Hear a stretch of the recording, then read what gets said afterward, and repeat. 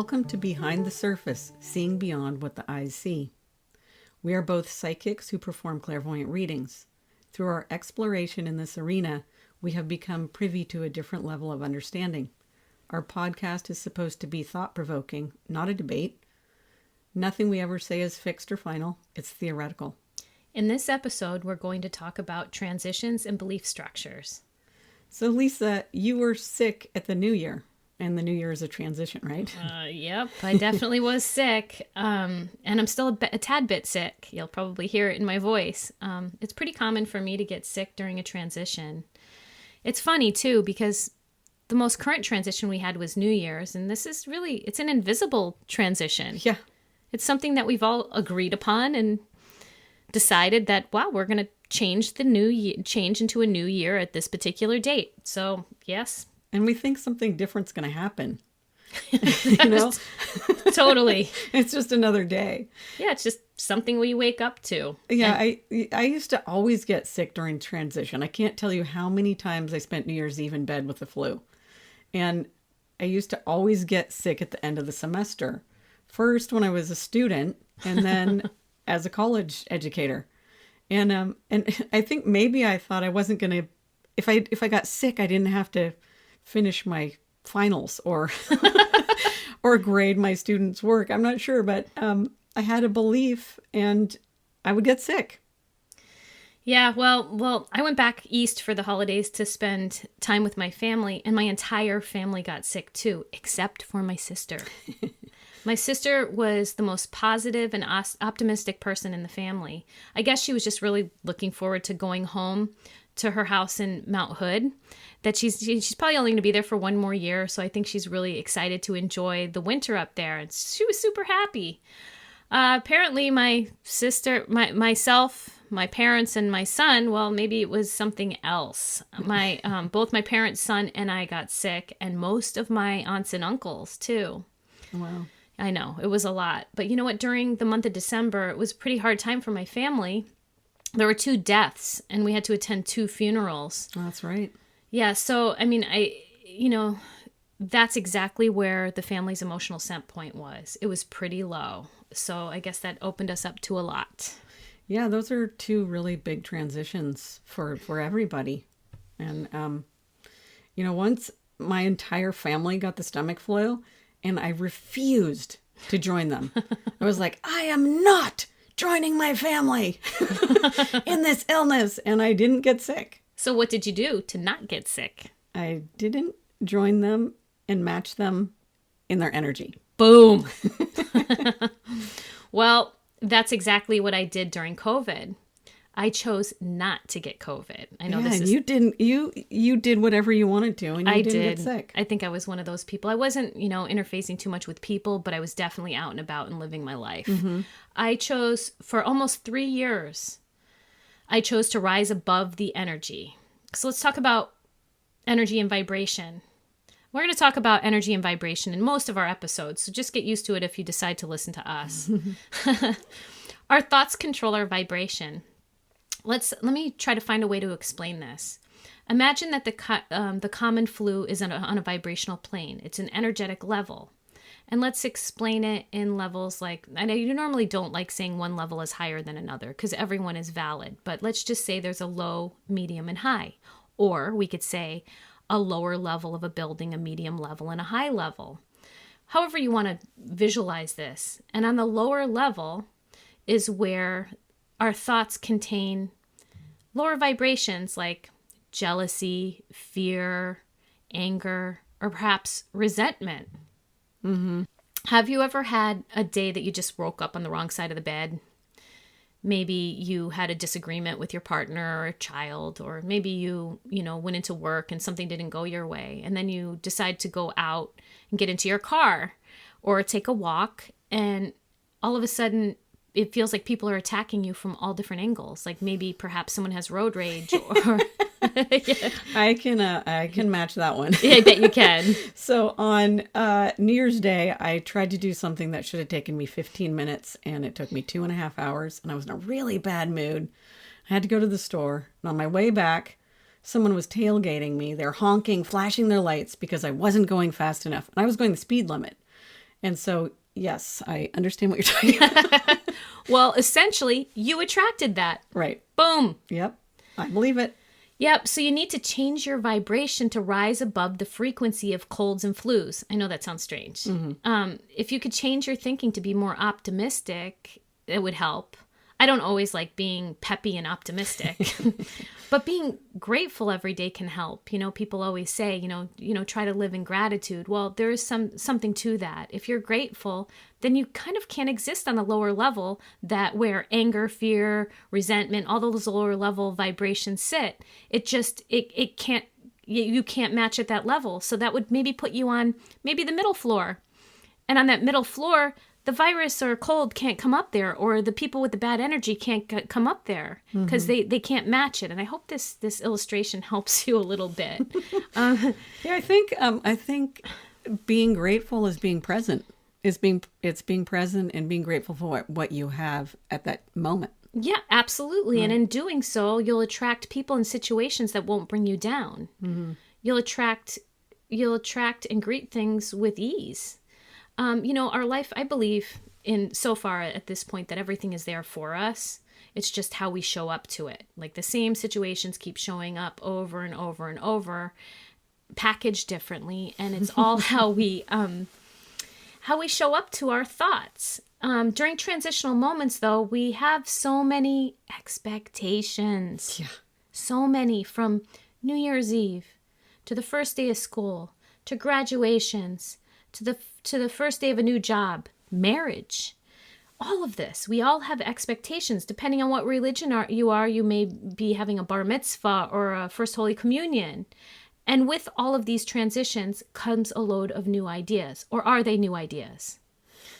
I don't think they're new ideas. I think that, oftentimes we're born with a lot of belief systems, and also we inherit belief systems from our family.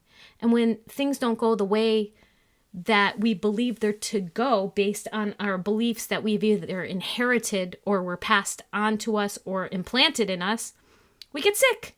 Yeah. Yeah. We expect them to be a different way. We get disappointed. Louise L. Hay says that influenza is from a mass belief. Totally. Like the effects of influenza. Especially, what she's saying is that a bunch of people are sitting at a particular vibrational plane. And if you believe something exists, then it does. And sometimes something happens in our emotional life and it lets something in. Like you're talking about, you didn't get COVID for a long time, but then something lets it in. Like, exactly. It can be from minor to severe, and it can be a headache or it can be an illness, but there's something that lets it in. And I think there are people who really are so set that they don't let that in. That's not me. No, it's not me either. I don't have perfect thinking. No. I even manifested a surgery last year, so let me tell you that my thinking is not perfect. I strive for it to get to a better place. Yes. I don't know if I'll ever achieve perfection. But, some people get upset if you suggest that they created their own illness or an uncomfortable situation, but they haven't been exposed to these concepts.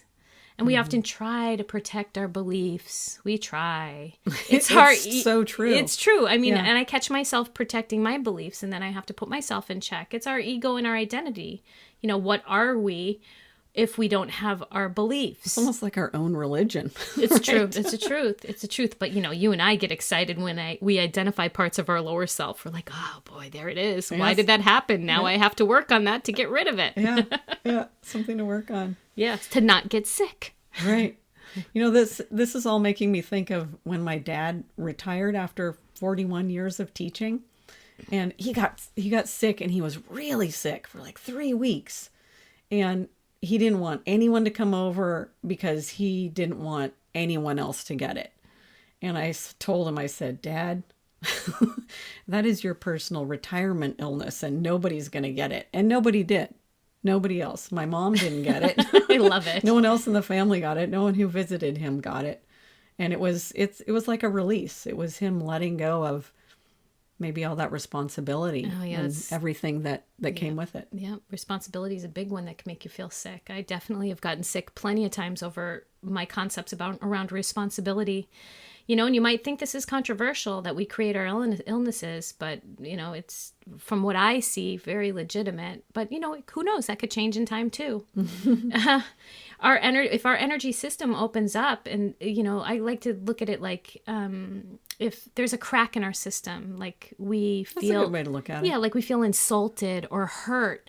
I like to think like I'm a vase. Mm-hmm. And I like to tell this to my reading clients too. Like, imagine like a vase, and there's a hole in that vase, and that vase now is open to outside energies. And those outside energies could be stuff that happened in another lifetime or in our childhood. And that comes in and it magnifies and it causes us, emotional discomfort.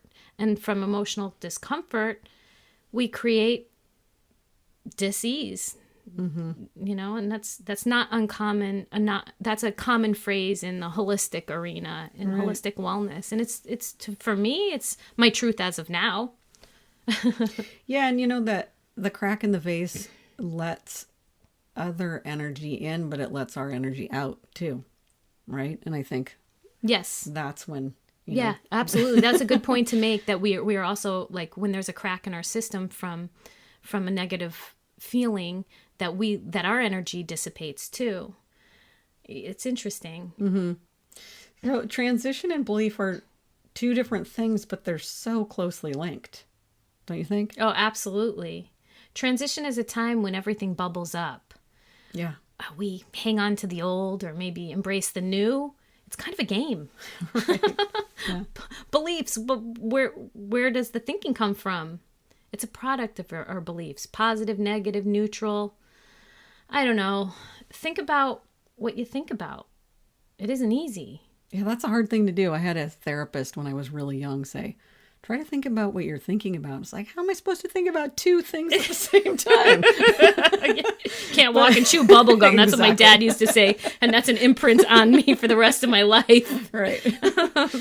It's easy to blame others for our thinking, like family blame, or being stuck in a polarizing thought doesn't raise your vibration. It keeps you reacting the same way to situations that continually show up in your life that you can't change. What would it take for you not to react the same way? Just to react differently. It takes a lot. Yeah, I think it can happen in relationships too. I think I see that in a lot of places. I did a reading on a woman one time, and she not only once dated a man who would wake up in the middle of the night and pee somewhere in her house. She did it 3 times. Wow. She's like, why am I attracting this? 3 different partners. Yeah. That peed in the house? Yeah. That's really interesting. And that's when she knew, okay, this is about me.